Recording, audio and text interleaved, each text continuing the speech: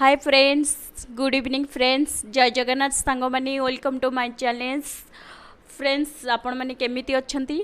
आपण माने आशा करे आपण माने भलरे थिबे। मो तो बहुत भलरे अछि। तो चलतु फ्रेंड्स, आज मुझे आपण मानक गोटे स्टोरी शुणेबी जोटा कि सेटा रियल स्टोरी। आपण माने हुए तो कहाटू शुणी थे ये किसी घटना ये आजिका डेट्रे ये घटना पूरा माइनर हो गलानी। तो प्लीज भिडियोटी फास्ट टू लास्ट पर्यंत देखंतु। जदि मो स्टोरी आपण मानक भल लगे देन लाइक करंतु, कमेंट करंतु। मो चैनल न्यू थिले मो चैनल को सब्सक्राइब करनियंतु फ्रेंड्स। आपण माने जदि भी केही भी माँ को भल पाती ना, प्लीज भिडियोटी फास्ट टू लास्ट पर्यंत देखंतु। तो मोर कौटी भूल रोचे आ मु ठीक कही ना भूल कही सेटा भी मत आपण मैंने कमेंट रे जणातु। तो मु बहुत खुशी हेबी। चलते जीवा स्टार्ट करवा। एक्चुअली गोटे माँ जड़े बुढ़ी माँ जड़े थिले। तो सी कौन करती ना मंदिर को आमर मंदिर को भिक मागे आसती, किंतु से सबुदिन भिक मागे आसती जानी कौन पे से सबुदिन भिक मागे आसती। तो आपण मैंने भिडियोटी फास्ट टू लास्ट पर्यंत देखंतु जानीपारे। तांकु जने पचारे कि माँ तुम सबुदिन कौन पाई भिक मागे आसनी, मासर लास्ट दिन कौन पाई तुम 31 जो मसरे पड़ी थे से दिन तुम कौन पाई भिक मागे आस। से माटी तांकर कहानी शुणे थे जोटा कि बहुत करुण कहानी थिला, जोटा कि से कहानीटा शुणेला परे भी समस्त आखिरे लुह पड़े आसो से कहानीटा। तो माँ जनक कहले कि मोर 3टा पुओ आउ पुओ मैंने भी बहुत भल भल पोस्ट जॉब करछंती। जड़े इंजीनियर अच्छी, जड़े डाक्टर अच्छी, जड़े पुलिस अच्छी, एमती भल भल पोस्ट समस्त जॉब करछंती। किंतु माँ कर दुखटा कौन? माँ एक्चुअली बहुत कम एज रु तांको हस्बैंड को से हरैछंती। तो सेटा भी तांको जीवन रे बहुत बड़ दुख। तापरे भी हस्बैंड गला पर से 3-3टा छुआ को मनीष करवा भी बहुत कष्ट, जोटा कि हस्बैंड कर स्वप्न थिला से तांको पुओ मान को भल मनीष करेंगे आउ भल भल पोस्ट जॉब करेंगे। तो जॉब करेंगे से माने। तो से हस्बैंड कर स्वप्न को पूरण करने को जाए कि जिते भी जमी बाड़ी जहाँ भी थिला सबू बिक्री करके पुओ मान को पाठ पढ़ेले आ पुओ माने भी भल भल पोस्ट जॉब कले। किंतु मनीष होइछंती कि नहीं सेटा आपण माने भिडियोटी देखिले मते कमेंट रे कहिबे। तो फ्रेंड्स एमती है भितर तापरे से माने जॉब भी कर सारे, 3 पुओंकर बाहागर भी हो गला।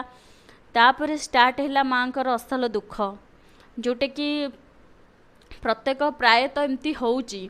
से माँ कर कहानी यहाँ नुह, शह शह माँ कर यहाँ कहानी। तो एमती है बोहू मान जिते आसिले ना माँ भी से बहुत माने बयस हो। तो बयस है ऑब्वियसली माने देह खराब रहिबो। माँ कर सब देह खराब रुहे। देह खराब रुहे रहिबा सत्ते भी से घर सबू काम करती। माने बोहू माने सकाळ 8-9 उठिबे, माँ सेमती सबू काम करूथांती। तथापि किछि कहंतिनी। किंतु जेतेबेले तांकर देह बहुत खराब हुए ना, से बोहू मान को जेतेबेले कहंती, बोहू माने कहंती हाँ आमे पुओ को जणै दबु, किंतु पुओ को से माने जणांती नहीं। तापरे माँ जिते अधिक देह खराब हो जाए से पुओ को जनाती। पुओ को जनइले बोहू कहे कौन ना आमको कही आम कौन जनइनु कि तुम आम भितर झगड़ा करुच, एमती ही कहती। तो माँ से देह खराब थिले भी पुओ को जनाती कि बोहू को जनाती। आ पुओ मैंने भी एत निज निज कम व्यस्त रुहति ना, माँ भल मंद भी बुझिया को भूली जाती। तो एमती चली थाए। गोटे दिन एमती टाइम भी आसला जोटे कि सी कहले कि ये पुओ कह बड़ पुओ कह सान पुओ रख, सान पुओ कह बड़ पुओ रख। एमती 3 जन भितर झगड़ा लगिला किए माँ को रखिब। किंतु एठी मु गोटे कथा कहबी आपण मानकू, समस्ते जानिछंती एटा। एक्चुअली जेतले आमे छोट थाए ना, छोट भाई भौणी के भितर हमर झगड़ा लगे जाए। सी कह बापा मोर, ये कह बापा मोर, से कह माँ मोर, ये कह माँ मोर, एमती ही झगड़ा लगे जाए। किंतु जेतबेले बड़ हुंती ना सेतबेले झगड़ा लगे जाए नहीं माँ तोर बापा तोर, मोर बोली कहीं कही न थांती। एटा प्रत्येक प्रायतः घटुची, समस्त कथा नुह, समस्ते देह को नेबेनी, प्रायतः ये भलिया घटुची। तो एमती ही चलथिला। एमती टाइम आसला। तो सेठू गोटे समाधान कले कि माँ 10 दिन लेखा रहिबो, ए पुओ पाखे 10 दिन, से पुओ पाखे 10 दिन, से पुओ पाखे 10 दिन। तो 30 दिन गला पर जो मसरे आसी थाए गोटे 31 दिन, से दिन माँ कौन करिवो? तो से दिन केही भी खाइबा को दियंतिनी माँ को। तो आज्ञा सत कथा माने ये कथा सुनला पर भी मो आखिर लुह पड़े आसूची। आपण मैंने हुए तो जदि मनीष ଆପଣମାନଙ୍କ ପାଖରେ ଯଦି ମଣିଷ ପଣିଆ ବି ଥିବେ ଆପଣମାନେ ବି ଏଇ ଷ୍ଟୋରିଟା ଶୁଣିଲା ପରେ ବି ଆପଣମାନଙ୍କ ହୃଦୟକୁ ଛୁଇଁବ। ତ ସେଇ 31 ଦିନଟା ଯେଉଁ ଦିନ ଗୋଟେ ପଡ଼େ ମା ସେଇଦିନ ଭିକ ମାଗିବାକୁ ଯାଆନ୍ତି, ଭିକ ମାଗିକି ଯାହା ସେ ପାଆନ୍ତି ସେଇଆକୁ ସେ ଖାଇକି ରହନ୍ତି। ତ ଫ୍ରେଣ୍ଡସ୍ ଏମିତି ଘଟଣା ଥିଲା।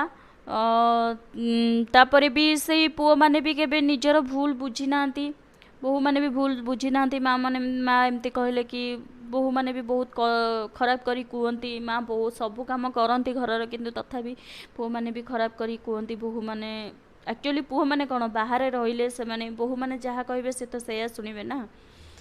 ତ ଏମିତି ହେଇଥାଏ। ଏଇଠି ମୁଁ ଆକ୍ଚୁଆଲି ଆପଣମାନଙ୍କୁ ଗୋଟାଏ ଛୋଟ ଷ୍ଟୋରି କହୁଛି, ଯେଉଁଟାକି ଗୋଟେ ପୁଅ ଥିଲେ, ସେ ତାଙ୍କ ସ୍ତ୍ରୀ ଆଉ ତାଙ୍କ ଛୋଟ ପୁଅ, ସେ ଜଣକ 3 ଜଣଙ୍କର ଫଟୋ ଗୋଟେ ଫେସବୁକ୍ରେ ପୋଷ୍ଟ କରିଥାନ୍ତି। ପୋଷ୍ଟ କରିକି ଲେଖିଥାନ୍ତି ହ୍ୟାପି ଫ୍ୟାମିଲି ବୋଲି। କିନ୍ତୁ ସେଇ ଛୋଟ ପୁଅଟେ ନା ତାଙ୍କର, ସିଏ ତା ଛୋଟ ମୁଣ୍ଡରେ ପଚାରିଲା, ବାପା ଏଇଠି ଆମ 3 ଜଣ ଅଛେ, ମା ଅଛନ୍ତି, ତମେ ଅଛ, ମୁଁ ଅଛି, ଆମର ଏଇଟା ଫ୍ୟାମିଲି, ଆଉ ଜେଜେ ବାପା ମା ତ କାହିଁ ନାହାନ୍ତି, ସେ କ'ଣ ଆମ ଫ୍ୟାମିଲିର ନୁହଁ କି? ବାପା ତାଙ୍କର କହିଲେ କି ନାଇଁ, ସିଏ ଆମେ ତ ଆମ ଫ୍ୟାମିଲି, ମା ଆଉ ତୁ ଆଉ ମୁଁ ନା। ତ ସେଇ ଛୋଟ ପିଲାଟି ତାଙ୍କ ଛୋଟ ବୁଦ୍ଧିରେ ବହୁତ ଭଲ କଥାଟି ଗୋଟେ କହିଲେ କି ବାପା ମୁଁ ଯେତେବେଳେ ବଡ଼ ହେଇଯିବି କ'ଣ ତମର ଆଉ ମାଆର ଫଟୋ କ'ଣ ମୋ ସାଙ୍ଗରେ ରହିବନି? ତାହେଲେ ଯଦି ଏମିତି ହେବ ନା ମୁଁ କେବେ ବାହା ହେବିନି। ତ ଭାଇ ଜଣକ ସେଠି କିଛି ବି କହିପାରିନଥିଲେ, କାରଣ ତାଙ୍କ ପାଖରେ କିଛି ଉତ୍ତର ହିଁ ନଥିଲା କହିବା ପାଇଁ। ତ ଏମିତି ପ୍ରାୟତଃ ଏମିତି ଘଟଣା ଘଟୁଛି। ହଁ ଆଜ୍ଞା, ମାନେ ସବୁ ମଣିଷ ପାଖରେ ସବୁ କିଛି କାମ ମାନେ କରିବା ପାଇଁ ଟାଇମ୍ ଅଛି, କିନ୍ତୁ ଯିଏ ଆମକୁ ଏତେ ଛୋଟରୁ ବଡ଼ କଲା, ଏତେ କଷ୍ଟ ଦେଇକି ଜନ୍ମ କରିଛି, ଆଉ ଏତେ କଷ୍ଟରେ ଆମକୁ ସେ ପାଳିଛି, କିନ୍ତୁ ତା ପାଇଁ ଟିକେ ବି ଟାଇମ୍ ନାହିଁ। ମାନେ ଆଜିକା ଡେଟ୍ରେ ମାନେ ଏମିତିକି ମା ଗୋଟେ ଏମିତି ଜିନିଷ ଯେଉଁଟାକି ଆମେ ଚାହିଁଲେ ବି ଜୀବନ ସାରା, ମା ବାପା 2 ଜଣ ଏମିତି ଗୋଟେ ଜିନିଷ ଯେଉଁଟାକି ସେ ଆମ ଜୀବନରେ ବହୁତ ଇମ୍ପୋର୍ଟାଣ୍ଟ, ଆଉ ଆମେ ଚାହିଁଲେ ବି ତାଙ୍କର ଋଣ ଆମେ କେବେ ବି ଜୀବନ ସାରା କେବେ ବି ସୁଝି ପାରିବାନି ନା। ତ ଏମିତି ବହୁତ ଜଣ ଅଛନ୍ତି ମା ବାପାଙ୍କୁ ବହୁତ କଷ୍ଟ ଦିଅନ୍ତି। ତ ମୁଁ ଏତିକି କହିବି ଫ୍ରେଣ୍ଡସ୍, ଯିଏ ବି ମାନେ ଯେତେ ବଡ଼ ବି ଚାକିରି କରିଥାନ୍ତୁ ନା, ଚାକିରି କରିବାର ମୂଲ୍ୟ କ'ଣ ଅଛି? ଯେଉଁଟାକି ନିଜ ବାପା ମାଆଙ୍କୁ ଯଦି ଖଣ୍ଡେ ଖାଇବାକୁ ଦେଇପାରିବେନି, ଖଣ୍ଡେ ପିନ୍ଧିବାକୁ ଦେଇପାରିବେନି, ତ ଏତେ ଚାକିରି କରିକି ବି ଲାଭ କ'ଣ? ତ ପ୍ଲିଜ୍ ଏମିତି କେହି ବି କରନ୍ତୁନି। ଯଦି ଏମିତି ସମସ୍ତେ ମାନେ ଗୋଟେ ଜଣେ ଯଦି ସୁଧାରି ଯିବେ ନା, ଆଜିକା ଡେଟ୍ରେ ବୃଦ୍ଧାଶ୍ରମ ରହିବନି କେବେ। ତ ସେମାନେ ଆମକୁ ତ କିଛି ମାଗୁନାହାନ୍ତି ନା, ଆମେ ଯେମିତି ଖାଇବା ସେମିତି ସେ ଖାଇକିରି ଗଣ୍ଡେ ଖଣ୍ଡେ ପିନ୍ଧିକି ରହିବେ। ସେମାନେ ତ ଆମକୁ ସୁନା ରୂପା ଧନ ଦେବ, ବ୍ୟାଙ୍କ ବାଲାନ୍ସ ଏଗୁଡ଼ା କିଛି ମାଗୁନାହାନ୍ତି ନା। ତ ବୋହୂମାନେ ବି ସେମାନେ ବି ନିଜେ ଯେତେବେଳେ ବାହା ହେଇକି ଯାଉଛନ୍ତି, ଶାଶୁ ଶ୍ୱଶୁରଙ୍କୁ ବି ନିଜ ବାପା ମାଙ୍କ ଭଳି ଦେଖନ୍ତୁ, ବାପା ମାଙ୍କ ଭଳି ଦେଖନ୍ତୁ। ମାନେ ମୋ ଆଖିରେ ଏତେ ଲୁହ ପଳେଇ ଆସୁଛି, ଯେଉଁଟାକି ମୁଁ କହିବାକୁ ବି ମାନେ କଥା ମୁଁ କହିବି ପାରୁନି। ତ ବୋହୂମାନେ ବି ଯଦି ଶାଶୁ ଶ୍ୱଶୁରଙ୍କୁ ନିଜ ବାପା ମା ଭଳିଆ ଦେଖିବେ ନା, ମାନେ ସବୁ ଦୁନିଆର ସବୁ ଦୁଃଖ ଲିଭେଇଯିବ। ତ ସବୁ ମାଆଙ୍କର ଦୁଃଖ ବି ମାନେ ସରିଯିବ। ବାସ୍ ଏମିତି କିଛି ଘଟଣା ଥିଲା, ଆପଣମାନେ ବି ଜାଣିଥିବେ। ତ ମୁଁ ଏଇଟା ଆପଣମାନଙ୍କ ସହିତ ସେୟାର କଲି। ଆଉ ଏତିକି କହିବି, ଆମେ ଏଇଟା ଆଜି ଆମର ଟାଇମ୍ ଅଛି, ଆମେ ଆଜି କରିଦେଲେ, ବାପା ମାଆଙ୍କୁ ଆଜି ଆମେ ଇଏ କରିଦେଲେ, କାଲି ସକାଳେ ଆମର ବି ଟାଇମ୍ ଆସିବ ନା। ତ କଥାରେ ଅଛି, ତଳ ବରଡ଼ା ଖସୁଛି, ଉପର ବରଡ଼ା ହସୁଛି, ମଝି ବରଡ଼ା ଥାଇ କହୁଛି ମୋ ବେଳକାଳ ଆସୁଛି। ତ ସେମିତି ଆଜି ବାପା ମାଆଙ୍କର ଟାଇମ୍ ଅଛି, ଆଜି ସକାଳେ ସେ ବୃଦ୍ଧ ହେଲେ, କାଲି ସକାଳେ ସେ ମରିଯିବେ, ତାଙ୍କର ଟାଇମ୍ ପଳେଇଲା। ତାପରେ ଆମର ଯେତେବେଳେ ଟାଇମ୍ ଆସିବ, ସେଇ ଟାଇମ୍ରେ କିଏ ସେମିତି ଆମେ ଯେମିତି କରିଛେ ଆମେ ସେମିତି ହିଁ ପାଇବା। ବାସ୍ ଫ୍ରେଣ୍ଡସ୍, ମୁଁ ଏତିକି କହୁଛି, ମାନେ ଆମେ ଯାହା ବି ଖାଉଛେ ବାପା ମାଆଙ୍କୁ ତ ସେତିକି ଦେଇପାରିବା ନା। ବାପା ମାଆ ତ ମାନେ ଆମେ ଛୋଟ ଥିଲା ଟାଇମ୍ରେ ବାପା ମାଆ ତ କେବେ ଆମ ଖାଇବାରେ ଉଣା କରିନାହାନ୍ତି ନା। ସିଏ ନିଜେ ଉପାସ ରହିକି ଆମକୁ ଖାଇବାକୁ ଦେଇଛନ୍ତି, କିନ୍ତୁ ଆମେ କ'ଣ ଯାହା ଖାଇକି ତାଙ୍କୁ ଦେଇପାରିବାନି? ଏମିତି ହିଁ କିଛି।